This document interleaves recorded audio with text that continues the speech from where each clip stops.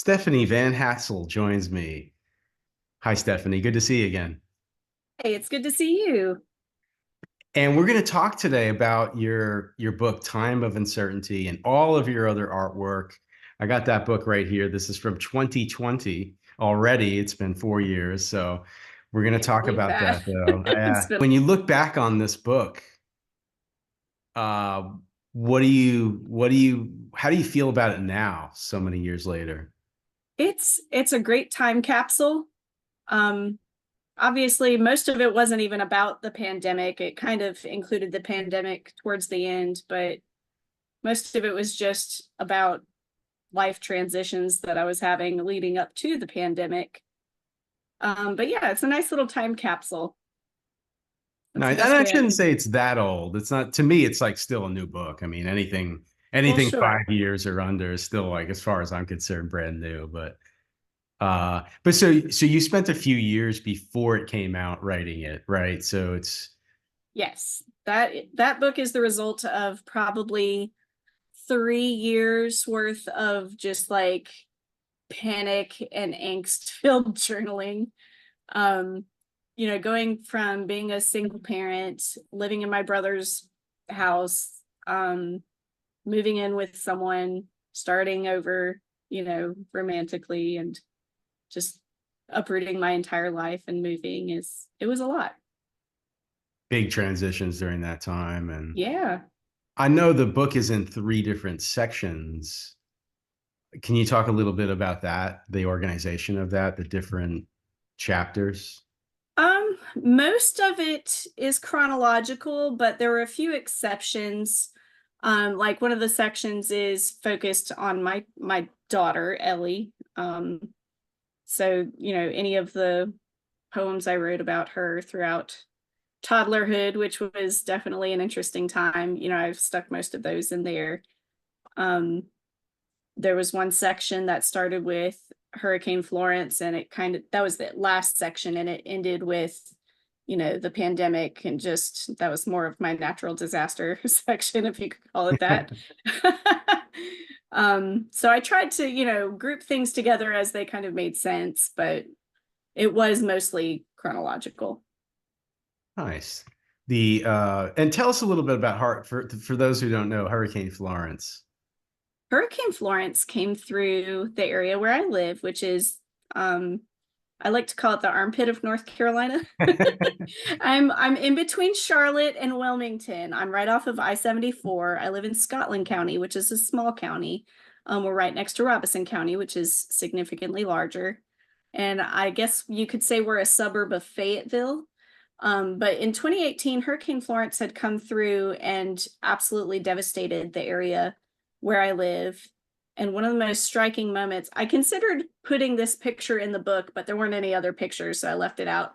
But I wrote about it. I walked out to take the trash out one day, and I look over, and there's a boat in my parking lot on top of water, just going to save people out of the upstairs of their apartments. The water level on the other half of my apartment complex had risen over people's front doors, and I had no idea because I was holed up inside while it was raining off, nonstop for several days.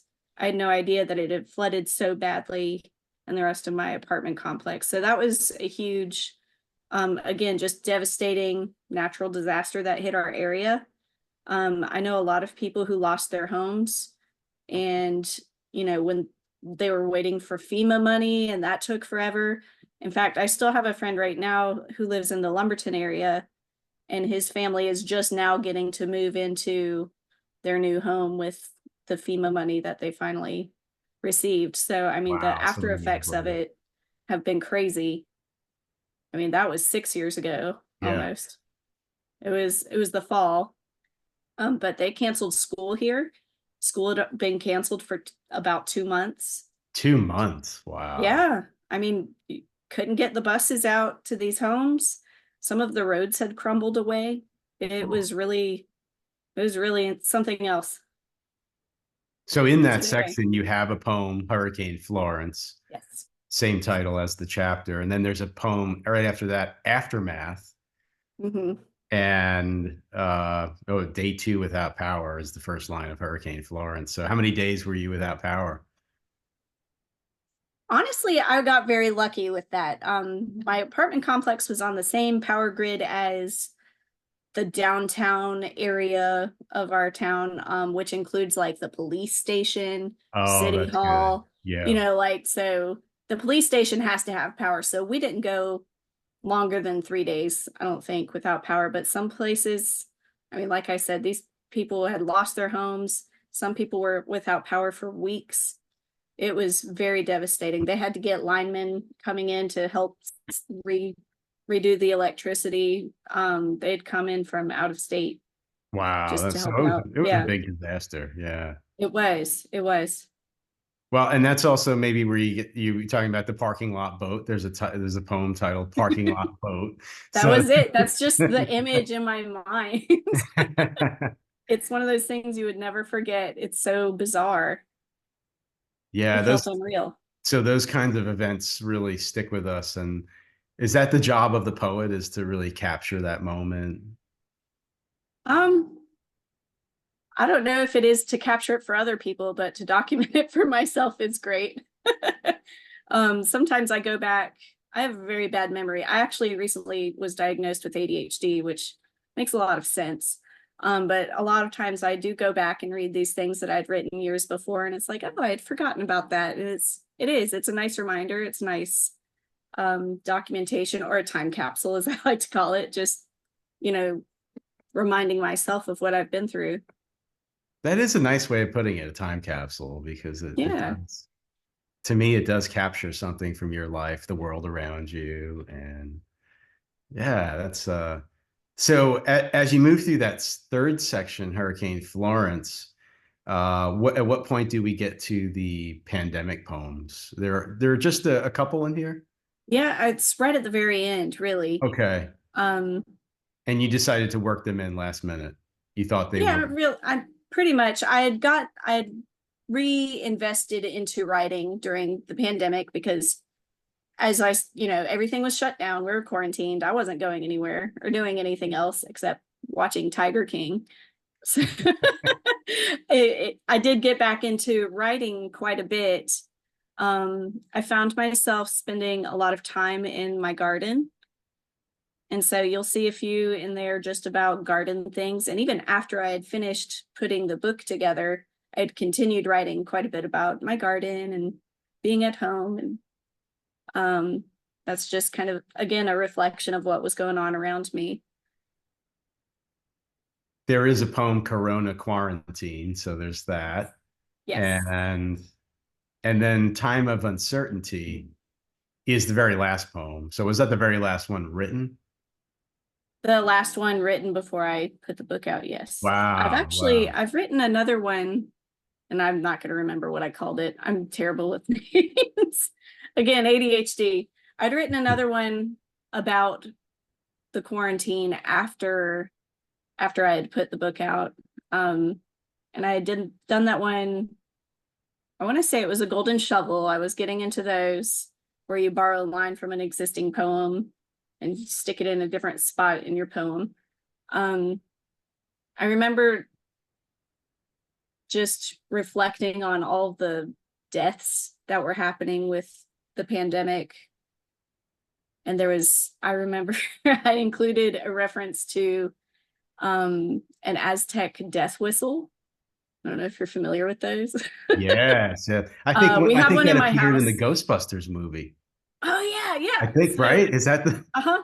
and And it it sounds sounds like a terrible. scream, kind of. Yeah, Yeah, yeah. they Is do. that the They same sound thing? awful. I think so. I think, yeah. It ours doesn't sound as good as the one in Ghostbusters, but yeah, it's Aztec death whistle. We had just gotten one. My husband's a musician, so we have a lot of weird instruments around the house. Nice. Um, That's it. so I remember referring to that somewhere in the poem, but I had written it after the book was published. So if I ever do like another edition, I can toss that one in as a Oh bonus, yeah, I yeah. guess. Nice, nice. That'd be a nice add-in to, yeah. Or if I ever do another book, I can just pick up where I left off and start with that Exactly. one. Start there. Yeah. Possibly, possibly. Are you still writing poetry? I do. So I go through dry spells. Again, ADHD, it's kind of an out of sight, out of mind thing. If I don't have a journal laying around in plain sight, I usually don't make the time for it. Sometimes I'll go years at a time without writing any poetry. And with journaling, not everything in there is a poem.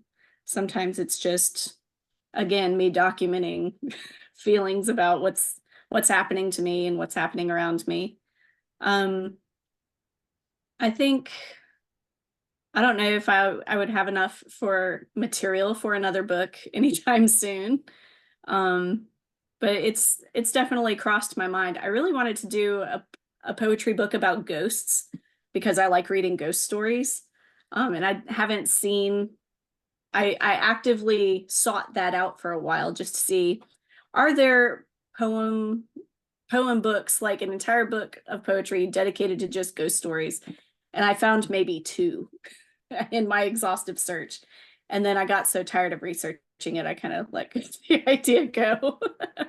But I have some really creepy ghost stories that I've learned along the way. Nice. Yeah, you've turned Um, those into some poems. And oh yeah, for sure. There's one about a little girl who drowned in a pond here in North Carolina, and the ghost is a dog. Someone had drowned a dog in the pond, so the dog comes out and takes little children. It's very creepy. whoa, that's a good one. Yeah, So that's I've started a poem about that one, but I got stuck. I feel like if I limit myself too much, then I get writer's block. So so that's an existing story mhm. out there that somebody else wrote Well, wrote, or or it's one of told, those uh like a legend things. folklore Yeah, legend. Yeah, more of yeah. a folklore thing. Or the Okay. Wampus cat, the Cherokee Wampus cat. Have you heard of those? No, what is that? Oh, that is a it's another ghost story. It's half person, half cat kind of ghost, and it takes people away in the woods. So I don't Nice. know. Nice. There's a lot of interesting ghost stories out there. I was getting into the research piece, but then I burnt myself out and didn't get to the writing part of it. That's a But fascinating kind of genre fiction area but mhm, obviously you could turn anything into a poem. that's true. That's Or true. your poems do a little bit of everything. I mean, I feel like there's a lot of Emily Dickinson and William Blake in here. Sure. I thought of it as a gentle read, but yet they're very serious and deep, dark issues that come up. Sure. But yet, yes, yeah, there's stories you're telling, and there's memories, and there's just images that you're showing. So I think poetry can do all of those different things all at once. Yes, absolutely. We take our inspiration from many different places, right? So Yes. well, what the first part of the book was all about your other personal experiences, right? Yes. So that was chronologically earlier on, and it was more about, I'm dating a new guy, I'm a single mom. I don't Yeah, it's rough out there in the dating world. I don't know if any of our I bet. listeners are Yeah. familiar with how rough that is right now, but it's pretty awful. And I've had some very awful experiences Oh before no. that. So understandably, I was very apprehensive, right? Like, you know, who's this stranger? How much do I want to let this stranger into my life? How much time do I want to invest in this stranger? And it was very nerve-wracking for me. I'm kind of a nervous person to begin with. I'm very angsty. So yeah, I mean, a lot of it was I was writing just to help myself feel better and to validate my feelings about what was going on. I think a lot of people, particularly women, don't get their feelings validated very much. So there's nobody to push back when you just put it on a page. So that's where I was putting it. Nice, nice. Well, I think it had a lot of great reviews online, so I think Thank other you. people related to it well. I mean, you got so many different themes going on there. Obviously, like Yes. I think it relates directly to women and relationships, and it relates to people who are parents. It Yes. relates to anybody who's gone through the the different ups and downs of those things. But then, of course, at the end, in the final, you bring in the storm, which is Yes, that's maybe also, I mean, like in a way, it's like a metaphor for what we go through. We go through these storms, these absolutely. wild parts of our life Mhm. that tear things apart. And then there's a, you know, hopefully there's a there's a something nice at the end. And For so sure. it sounds like you found that in real life. And I have, yes. so it's happy ending in the poetry book, or The poetry book doesn't end so happily. I mean, I was happy during quarantine to be at home with my daughter and my husband. A lot of people did not enjoy that. A lot of people got divorced during the quarantine. Um, I loved it. We're normally such busy people, you know. My baby has dance classes and I do theater stuff. My husband's a musician. So usually we're all at rehearsals on weeknights and don't get a lot of quality time together. So um that was our norm. So being together and not having to worry about all that other stuff was very refreshing for us. yeah, yeah, I would say so for a lot of Yeah. people. If I think they'll agree with you. That's good. Are you I kind of still? wish we could Oh, quarantine again. I don't want another pandemic to happen, but no, no, yeah, it would be I think nice. like a mandated quarantine for like one week out of the year. Out of the one, right? Just 1 week, right? That would be nice, Sure. just to A shut one things week down. staycation. Yeah, yeah, just shut everything Shut it down. down. Shut the street lights off. Just yeah, that would be kind of nice. Yeah, Pollution levels went it down would be. when we were all inside. Yeah, So yeah. animals started coming back out, the Mhm. birds, and yeah, it was just there were nice things that happened during They that were. strange time period that It was. we'll probably never forget. Absolutely. Are you still teaching? Right now I'm a media coordinator, and Nice. in the state of North Carolina, that means 80% of my time is spent fixing Chromebooks. Oh, wow. Wow. So So, I've really been in, because obviously as a writer, as a reader, I was an English teacher. I loved and adored the library always. I mean, the library is just a magical place where everyone can go and it's nice and quiet. And we have kids who come in to calm down at our school. We have a coloring center set up. I worked at a school where the librarian had a Lego table for middle schoolers, which sounds like really elementary, but everyone loved it, including the adults. I would see adults playing at the Lego table. Just, it was a safe, fun place to be in the school, which is otherwise quite stressful for most people, I think. So this is my second year as a media specialist, and I've been very much enjoying that. But I've been enjoying the technology piece so much that I'm actually studying for another technology degree. no way. Wow. Yes. That's I'm exciting. getting a bachelor's in cybersecurity, which is very exciting. Cybersecurity. Wow. Yes, Amazing. I think that's a really well needed field I think so, going especially forward with in the future. Yeah. AI and everything. Yeah. Yeah. I think if somebody were to ask me what field should I go into, that's definitely top five. It's going to be so important. For And sure. yeah, so interesting. Wow, that's really big shift. You have a doctorate, right? I do, yes. My doctorate's in curriculum and instruction. I finished that in 2018 at the University of South Carolina. And part of my dissertation was creating a social justice type of program with peer mediation and just using peer mediation as a platform to help students with conflict resolution and social skills, which is very much lacking, especially since the pandemic. But this was before the pandemic. They needed it then, they super need it now. Um, so yeah, that's the degree. Haven't done much else with it really. Oh, that's a great accomplishment, though. That's Oh, thank you. wonderful. Very, very diverse experience here. And Mhm. what else do you experiment with on the side? Oh gosh, You have I other have. things going on, right? So another brainchild of the pandemic was what eventually became a comic book store. I owned it was just a pop culture like Comic-Con kind of business at first. So I just went to Comic Cons and I sold like weird little kitschy art that I made. And but then I opened a full-blown, like a full service comic book store. I had accounts with Lunar Distribution, they carried the DC, and then not Capital, it's Diamond now. Diamond Comics, who has Marvel and a lot of the indie brands. And I had it up and running for about a year and a half, but I did finally decide to close it last September. You know, Oh, okay. they say if you can survive like your first year in a retail setting, that you're good. We weren't surviving, so I knew I had to cut the cord. But that's, yes, one of the many different things I've done with my time. That's a tough Um, business to have, right?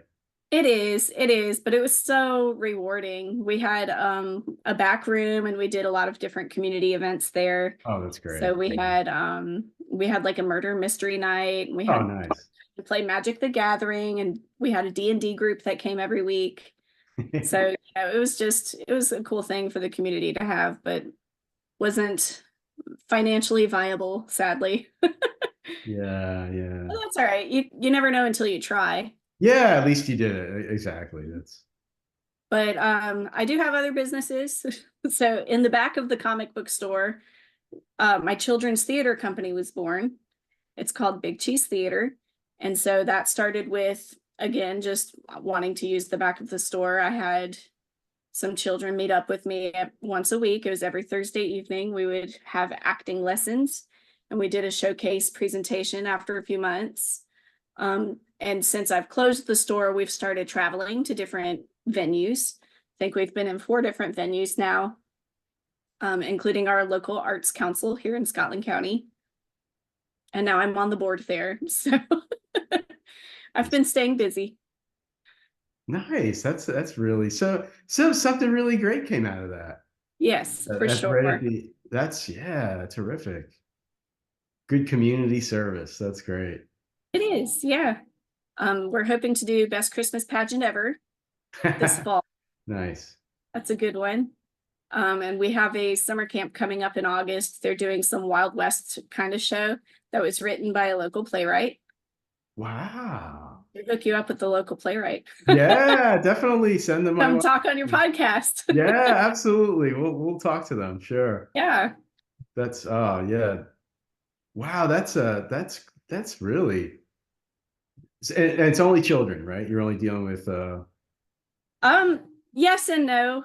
Last year we did a production of Charlie and the Chocolate Factory, and we hadn't really grown a lot yet. So I had adults playing the adult roles. So I had an okay, adult yeah. Willy Wonka, and all the Nice. parents of the children were adults. And most of them were the real life parents of the kids in the show. With the exception being my daughter played Violet Beauregard, and my friend Tom had played Mr. Beauregard, her dad. And Tom's daughter was Charlie. Okay. So a little bit of a swap there, but A little everyone switch. else is like Augustus Gloop. We changed it to Augusta Gloop because we were only able to find a girl. So That's okay. Yeah. Augustus Gloop's mom was her real mom. And so on. The rest of the characters just had their real parent, which was good. They could practice lines together at home and everything. So again, a good community, family oriented kind of thing going. Yeah. So yeah, your artwork lives on definitely through that. I mean, For sure. that's a nice outlet for wow, that's terrific. Do you have a website and Yeah, bigcheesetheater.com. And theater is spelled the French way, so it's RE. RE? Okay. We'll link to it too. I'll put the links Okay, below. great. That Yeah. would be great. What else do you do? Anything else? We have a yeah. We have a sheet music publication company called Media Press. My husband and I bought that about 5.5 years ago, and it's an old company. It's been around since 1969, so it's over 50 years old. And this was right before we got married. We went up to Chicago because for some reason, like all publication companies are in Chicago. So we flew up to Chicago, got a U-Haul, loaded all of the stuff into our U-Haul, and drove down here to North Carolina. And now it's kind of living here in this room, my sunroom, and our laundry room. Like I have a giant copier in my laundry room. Wow, really? Mm-hmm. So physical sheet music, physical Yes. And copies. Wow. our a couple of books too. Our best-selling book is a percussion student workbook written by Thomas Siwi. He used to own the company back in the 90s, I think. Um, and he's well known and respected around the percussion community, which again, that's kind of my husband's realm. I don't know much about it. I just maintain the website and deal with customer service. Okay, yeah. But you know, we make it work as a team, of course. So So these are musicians seeking sheet music for it's transcribed sheet music for music that they want or music that they're learning how to play the instrument with as well. it could be. Could be. So the Siwi book is like a textbook. It's the Yeah, yeah. second most commonly used college textbook in the country. I've heard of that one. Yeah. Which isn't saying much. I mean, it's like not many people are taking percussion classes to begin with. True, yeah. But then we have a few other books that are more like collections of sheet music. One Okay. that we recently published is called Adventures in Vibraphone by Rusty Burge. And it's just a collection of 10 different pieces that he's composed. But you know, you buy them all together in the book and it's a great value instead of buying them all individually. And he's a really very talented artist. He was selected by Vic Firth. I don't know if you're familiar with that company to like represent them somehow. I don't know. That's more, like I said, that's more my husband's side of the business. I can't even read sheet music. And I that just well, sell it.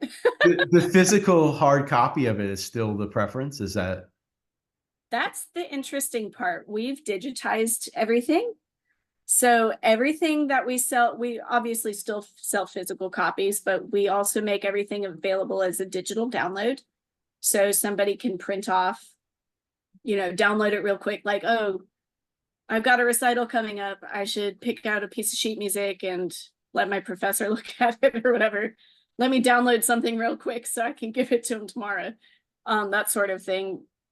You know, I think I do sell more digitally than physically. The exception okay? to that might be the books, because there's something about having a physical book in your hands and being able to mark it up and everything. But also, if it's an awkward size, so most sheet music is letter size, but then you've got a lot of other ones that are what's called legal size. So it's like the extra long sheet. And then we also have some that are tabloid size, which is like enormous. So that, you know, you can't print Posters, that on like your ink. Yeah, you can't print wow. that on your inkjet at home. No, no, yeah, that's I would grab one for you, but I don't want to mess up the system. Like all the electronics back here, these are all full of sheet music. wow, nice. It's a real operation, right? Oh yeah, it's legit. Nice, It nice. keeps us busy. Yeah, I bet it sounds like you're very, very busy. Yeah, it's Yes. lots of different great things going on. It's that's great to hear all this. Yeah. Well, and the book Time of Uncertainty, Poems for Domestic Isolation. This is Yes. available on Amazon.com. I think everybody should go check it out. It's a nice quick read. There's nothing too traumatic in it. I think it's like like I said, I think it's like a gentle read, but Yeah. but yet it has some really deep issues, and I thought it was very really enjoyable. Thank you. Is this available on ebook as well? I don't think so. I think it's just Okay, on, so well, no, on traditional paperback Kindle. is Kindle. It is on Kindle, the Kindle. Amazon Okay. Kindle. Okay, so it's I had to reformat it a little bit, but so a couple of we did get it to options to work on the read. Kindle. Yeah, no, that's good. Good to have both. And Yes. I'm like you too. I go through spells. I there's ups and downs. I don't write. I could go 5 to 10 years there. I think there was a period after I published my first couple of books. I got into doing a doctorate like you. So I was working on that and everything creative just stopped. So it was like, Mhm. that was it. And then, working, finances, things like that kind of takes over. And I went a good number of years and then I got back into it. And now I've been on a little bit more of a streak, but it's up and down. You can't hold on to it forever. It's like, And you can't force it. I don't think I True. don't like to just sit down and force things. I think that's what was happening with like my ghost story idea. I was trying to force it, and I need to just let things come to me when they come to me. When you're ready. Yeah, Yeah. yeah, I would say so. Yeah, there'll be a time if that was meant to be, there'll be a time I think that where you come back to it and it happens. Mhm. So I hope it Absolutely. does. That's gonna be It great. will. Or something, at least some more poems. It'd be great to Yeah. hear a follow-up collection, read a follow-up collection by you. So Well, thank you. yeah, yeah. Thanks so much for spending the time today, Stephanie. And it was great catching up with you. Yeah. Check out the book again, Stephanie Van Hassel, everybody.